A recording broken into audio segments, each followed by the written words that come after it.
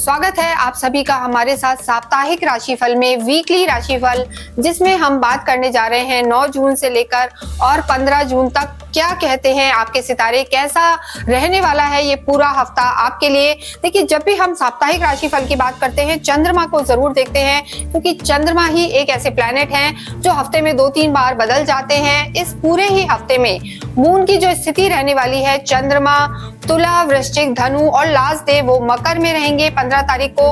इन सब चीजों का आप पर क्या प्रभाव पड़ेगा, साथ ही साथ इस हफ्ते में सूर्य भी एक ऐसे प्लैनेट हैं जो अपना स्थान परिवर्तन करेंगे, जिसे हम सूर्य संक्रांति कहते हैं, महीने में एक बार बदलते हैं। तो सूर्य भी 15 जून को लगभग सुबह 6:45 बजे अपना स्थान परिवर्तन करेंगे और इसका आपके जीवन पर क्या प्रभाव पड़ेगा ये भी हम देखेंगे।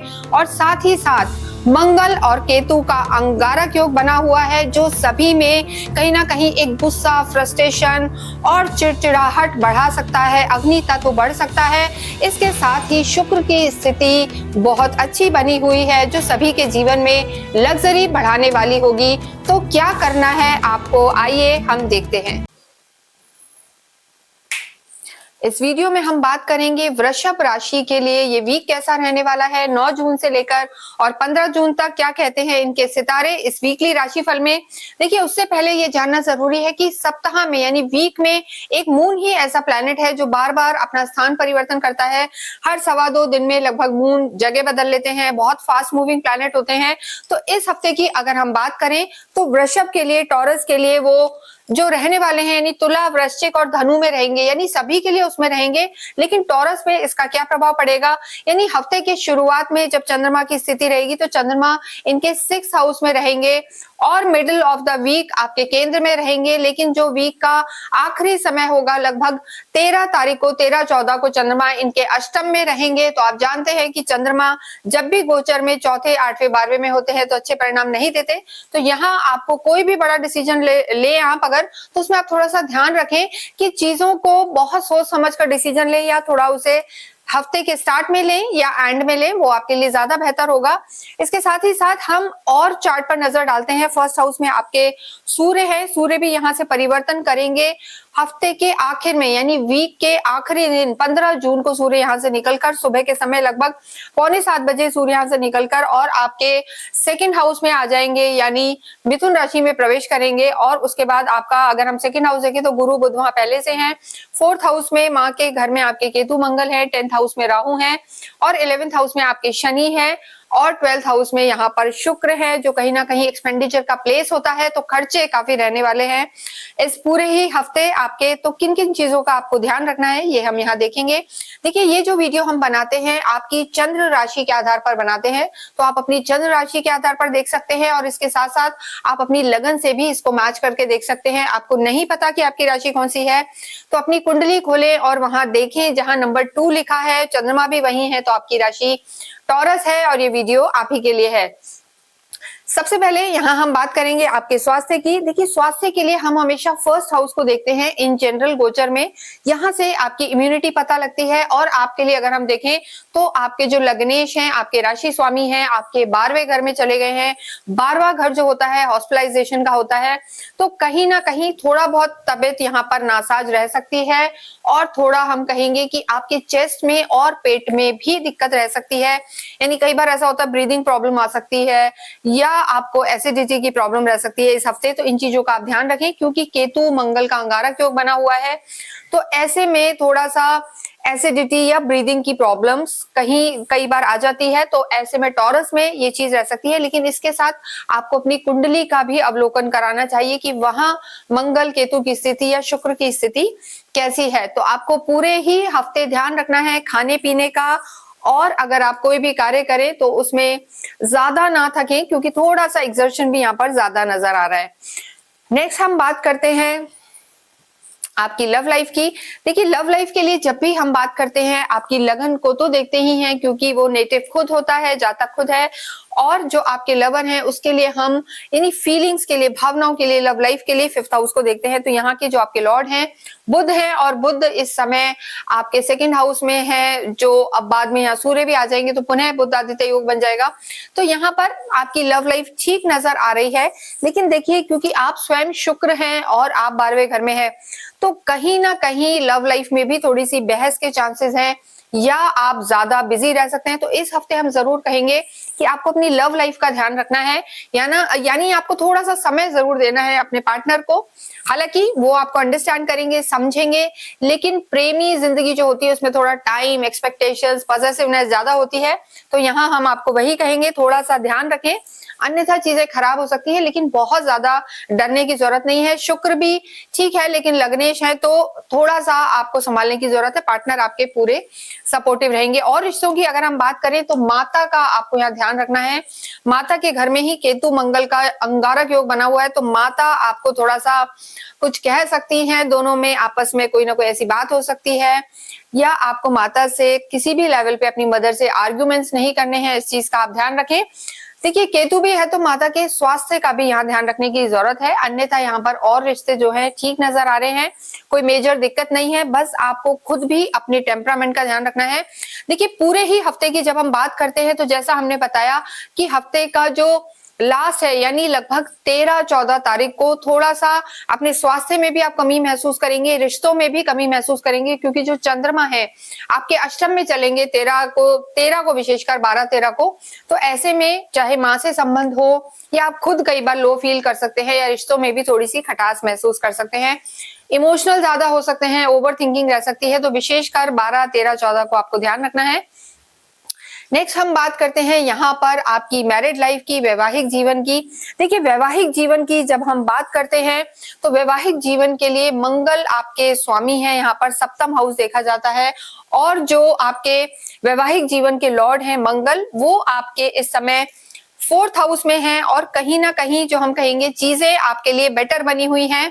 पर वैवाहिक जीवन में भी क्योंकि मंगल आपके लॉर्ड है, मंगल केतु के साथ हैं और सिंह राशि में है, अंगारक योग बना हुआ है, तो आर्ग्यूमेंट्स को अवॉइड करना है। अंगारक योग मतलब स्ट्रॉन्ग, जो हम कहेंगे एग्रेशन, क्रोध और थोड़ा अग्नि तत्व को बढ़ाने वाला योग है, कलह योग भी इसे कहते हैं।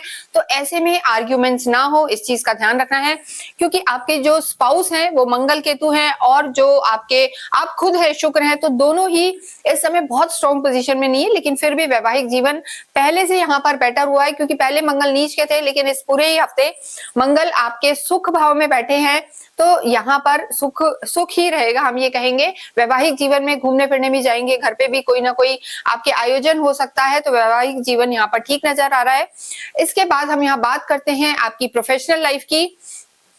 देखिए प्रोफेशनल लाइफ की जब भी बात करते हैं तो 10th हाउस को देखा जाता है, यहाँ के लॉर्ड आपके शनि हैं, जो आपके डिजायर हाउस में बैठे हैं। साथ ही साथ 7th हाउस को भी कहीं ना कहीं पार्टनरशिप, बिजनेस और डेली इनकम के लिए देखा जाता है, तो यहाँ पर आपकी चीजें ठीक बनी हुई नजर आ रही हैं।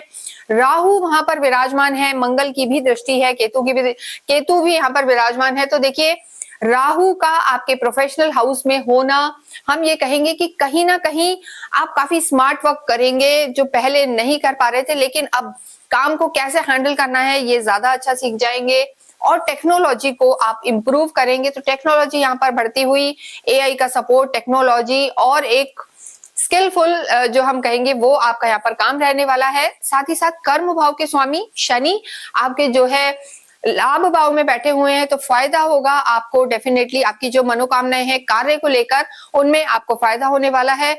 बुध आपके धनेश है, बुध स्वयं के ही घर में है, तो धन की स्थिति भी यहाँ पर अच्छी रहने वाली है। लेकिन देखिए एक चीज हम जरूर आपको बताएंगे कि खर्चों के योग आपके बने हुए हैं, खर्चे ज्यादा हो सकते हैं। बस आपको एक चीज का ध्यान रखना है कि अननेसेसरी के खर्चे ना हो, एक्स्ट्रा वेकेंसी ना हो, यानी फिजूल खर्ची जिसे कहते हैं, वो योग यहाँ पर बने हुए हैं कि यानी आपने प्लान ही नहीं करा और अनएक्सपेक्टेड खर्चे यहाँ पर हो सकते हैं।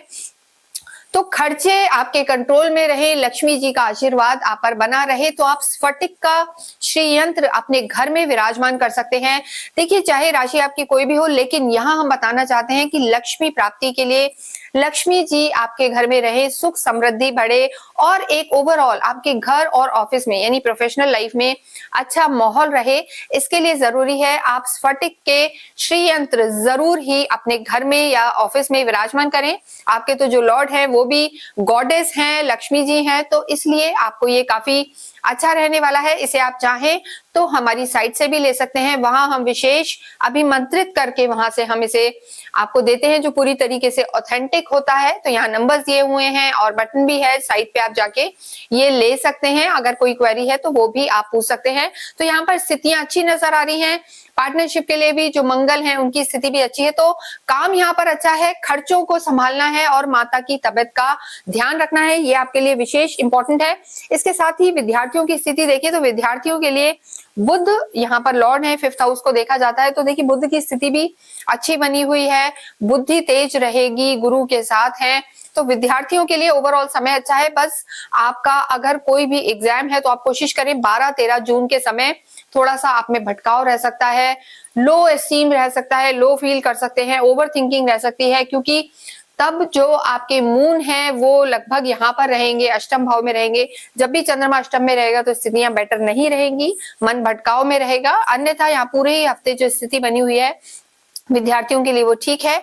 बात करते हैं अध्यात्म की। देखिए, आध्यात्मिक आप होते हैं बहुत ज्यादा, हम नहीं कहेंगे, लेकिन इस समय गुरु आपके कुटुंब में है तो घर में जरूर एक धर्म कर्म का माहौल रहेगा, कोई ना कोई आध्यात्मिक आयोजन हो सकता है, पूजा पाठ हो सकता है, तो यहाँ पर धर्म बढ़ेगा आपका। आप अपने साथ अपने परिवार को भी धर्म से जोड़ेंगे तो स्थितियां यहाँ पर बेटर बनी हुई हैं। भाग्य की हम बात करें तो भाग्येश आपके शनि हैं, और देखिए टॉरस के लिए सबसे इंपॉर्टेंट बात है कि आपके भाग्येश का, आपके कर्म भाव के स्वामी का आपके लाभ भाव में होना, मैनिफेस्टेशन हाउस जिसे हम डिजायर हाउस भी कहते हैं वहां पर होना, तो आप काफी भाग्यशाली चल रहे हैं, स्थितियां अच्छी बनी हुई हैं, तो भाग्य तो आपका पूरा साथ देगा इस पूरे ही हफ्ते। लेकिन जब कहते हैं ना कि चंद्रमा कमजोर हो जाते हैं तो होते होते काम भी रुक जाते हैं, तो 12-13 जून को आपको विशेष ध्यान रखना है। और देखिए पूरे हफ्ते तो एज इट इज रहने वाले हैं ग्रह, लेकिन जो सूर्य की स्थिति है, सूर्य बहुत लंबे समय से यानी महीने भर से लगभग 1 महीने के लिए सूर्य का गोचर होता है, आप ही की राशि में थे। अब 15 जून को यानी वीक के आखिरी दिन 15 जून को जो सूर्य हैं, जो आपका टेम्परामेंट बढ़ाए हुए थे, अभी हम कहेंगे धन भाव में चले जाएंगे, तो उसका भी क्या परिणाम रहेगा ये हम आपको डेफिनेटली एक अलग वीडियो में बताएंगे। लेकिन यहाँ पर आपकी चीजें ठीक है। रिकैप देखिए पूरे ही हफ्ते का, तो आपको खर्चों पे ध्यान देना है, माता के स्वास्थ्य का ध्यान रखना है, माता से आर्ग्यूमेंट्स नहीं करने हैं, साथ ही साथ 12-13 जून को कोई मेजर डिसीजन नहीं लेना है। पूरे ही हफ्ते जो है आपको माँ की आराधना, देवी की आराधनाएं करनी है, कुंजी का स्रोत का पाठ करें, लक्ष्मी चालीसा का पाठ करें, आपके लिए लाभकारी होगा।